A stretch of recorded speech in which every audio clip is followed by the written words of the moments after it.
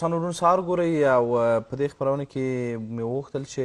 د آسان خدمت ادارې پر کړنو لاسته راوړنو فعالیتونو خبرې وکړو. دا چې دغه اداره کله رامنځته شوله څومره ګټوره او مؤثره وه، څومره د هېوادوالو ستونزې په بېلابېلو برخو کې حل کړي دي، په کوم برخو کې فعالیت کوي. ډېری کسان به نوم سره اشنا وي خو عملا به هېڅکله هم دوی مراجعه نه وي کړې چې دغه اداره کوم کارونه ترسره کوي. موږ سره ډېر قدرمن او دروند ملک ښاغلی محمد نعیم څپکنی د آسان خدمت ادارې رئیس په استودیو کې میلمه دی او د دغه ریاست پر کړنو لاسته راوړنو به خبرې وکړو. څپکنی صاحب ستړی مه شئ، سهار مو بخیر. مننه، ستاسو دم سهار په خیر وي او د شمشاد ټلویزیون ټولو لیدونکو سره کوله ده. ډېر زیاته مننه. سلامات اوسئ څمکنی صاحب. په لومړي سر کې همدې موضوع ته به راشو چې څومره موده کېږي د آسان خدمت ادارې دلته په افغانستان کار پیل کړی دی او ترڅنګ یې دې ادارې ته کوم مسؤلیتونه سپارل شوي دي؟ ډېره مننه. د آسان خدمت اداره په 4 کال کې 11 میاشت د کابینې په 18 ګڼه کې تصویب شوه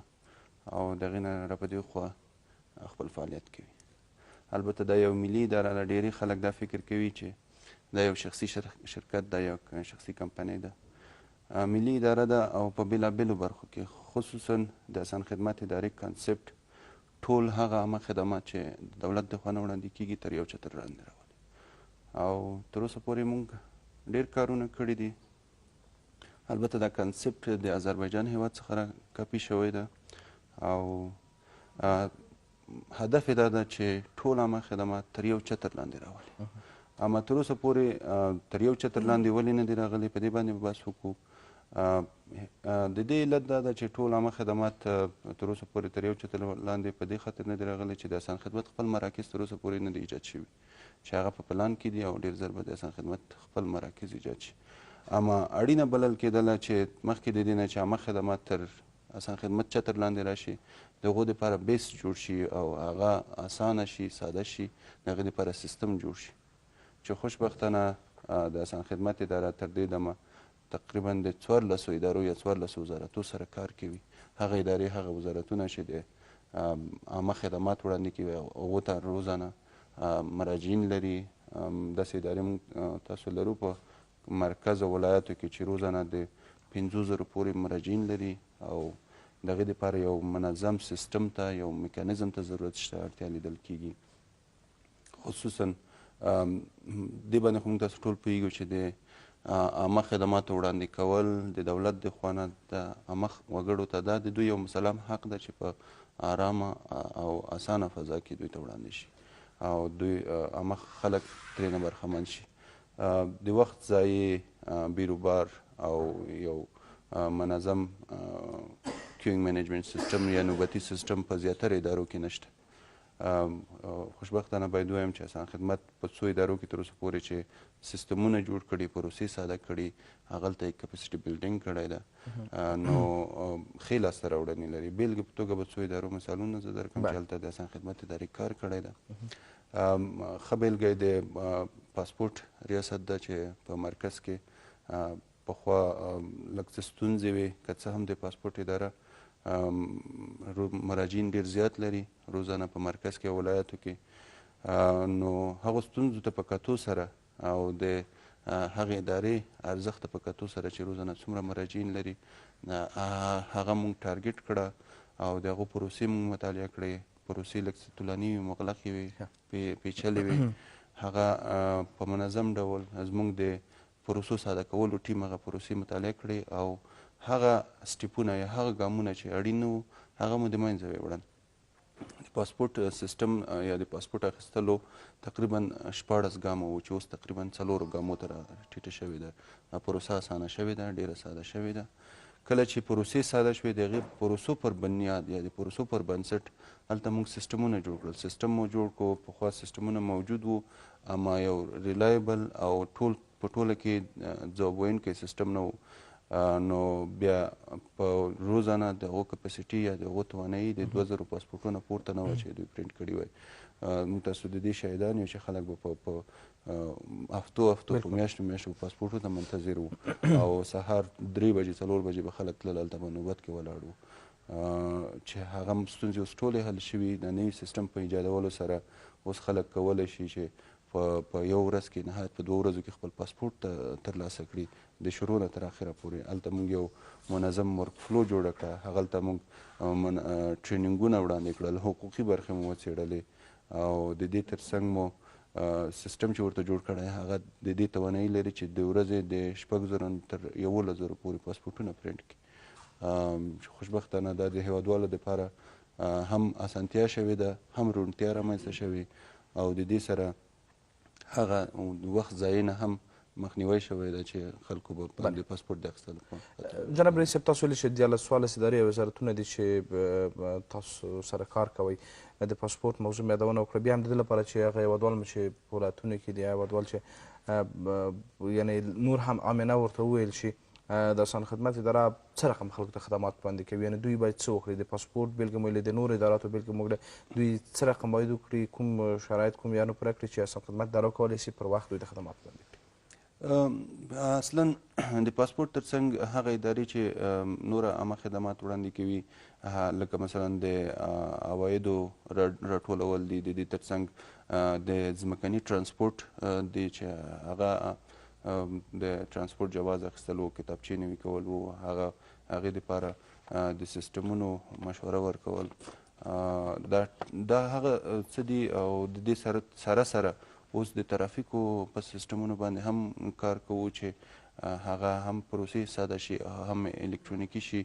اصلا آسان خدمت ټول عامه خدمات دپاره د الکترونیکي سازي زمینه برابروي چې ټول عامه خدمات برقي شي، الکترونیکي شي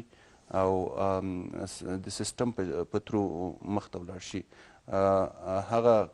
اوږدې پروسې چې دي، هغه بریکریټیکې پروسې چې دي، هغه سپارنیانې چې په اداراتو کې موجودې دي، هغه باید ټولې د منځه ولاړې شي او یو کس د یو تذکرې اخیستلو په خاطر یا مثلا د یو جواز اخیستلو په خاطر هغه باید دې ته اړ نه باسل شي چې هغه په هفتو په میاشتو انتظار وباسي او بیا خپل هغه جواز ترلاسه کړي، خپل زموږ ملي هویت چې دی، خپله تذکره یا خپل پاسپورټ ترلاسه کړي. نو هیوادوال هم کولی شي. خوشبختانه باید ووایم چې دا لړۍ موږ ولایاتو ته هم غځولې ده.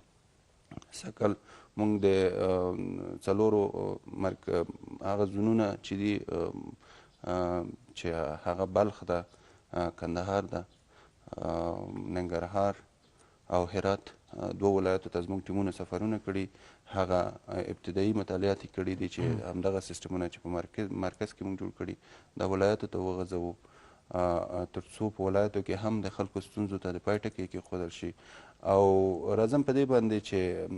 د دې موثریت اوس هم ډېر لیدل شوی او 100% به د دې موثریت هغه وخت ولیدل شي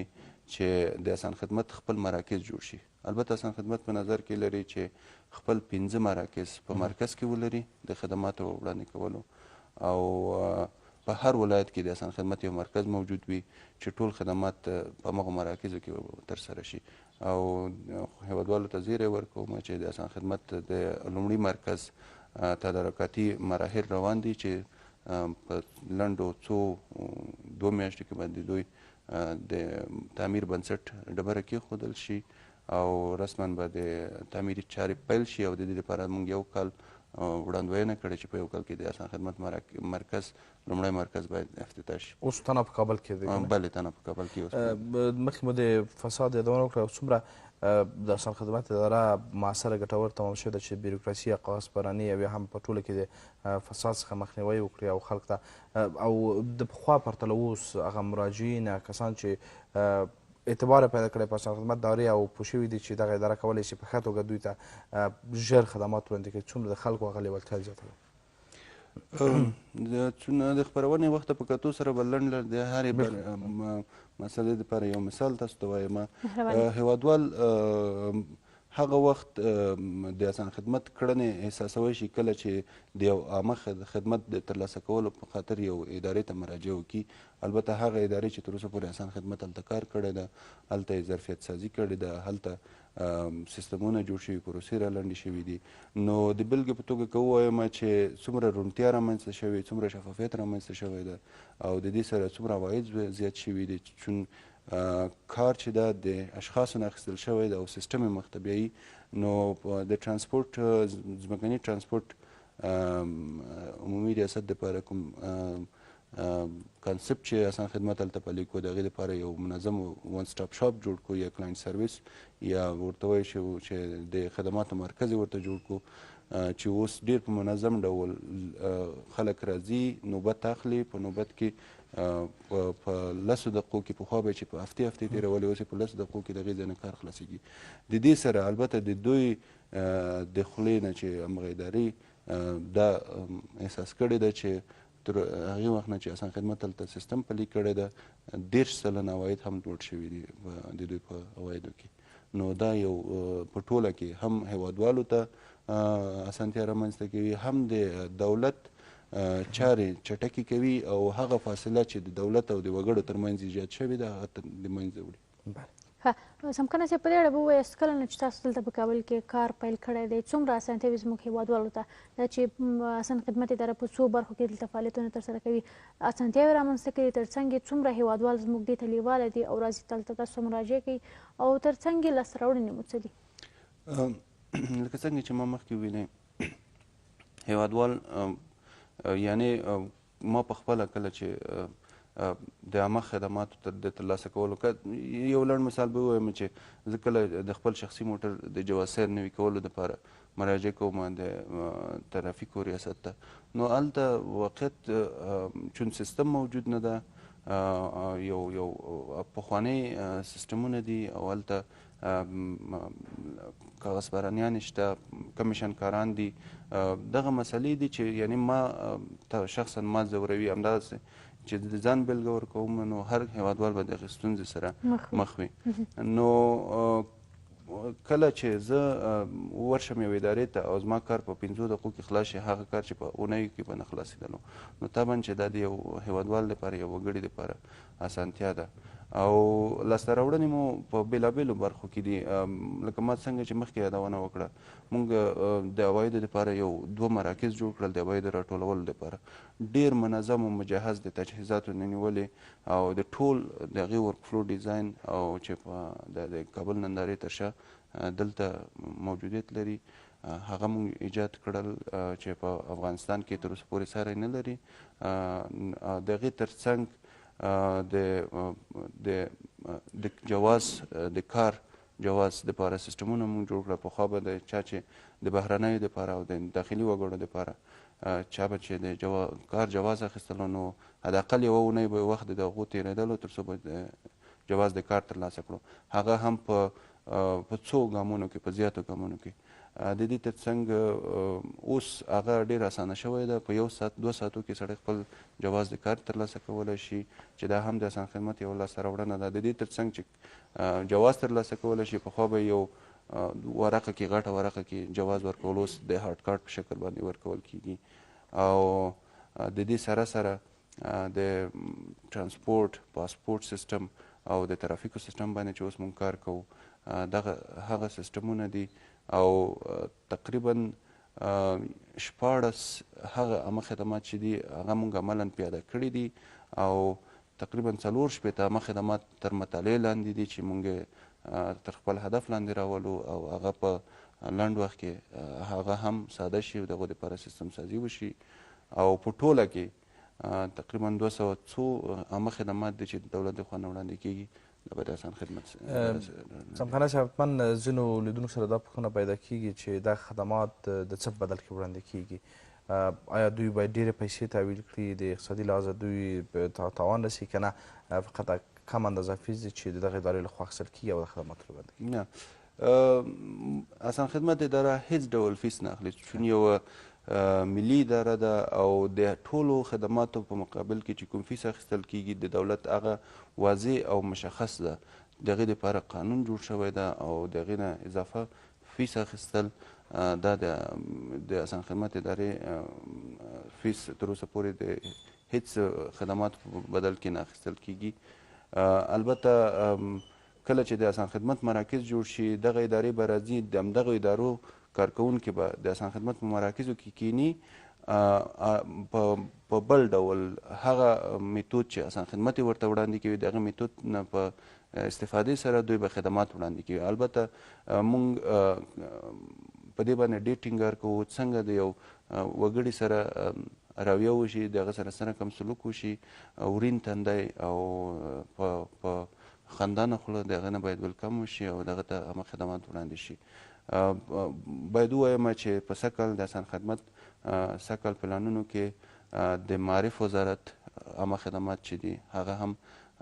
تر د اسان خدمت تر چتر لاندې راځي او په هغې باندې موږ مطالعه شروع کړې ده.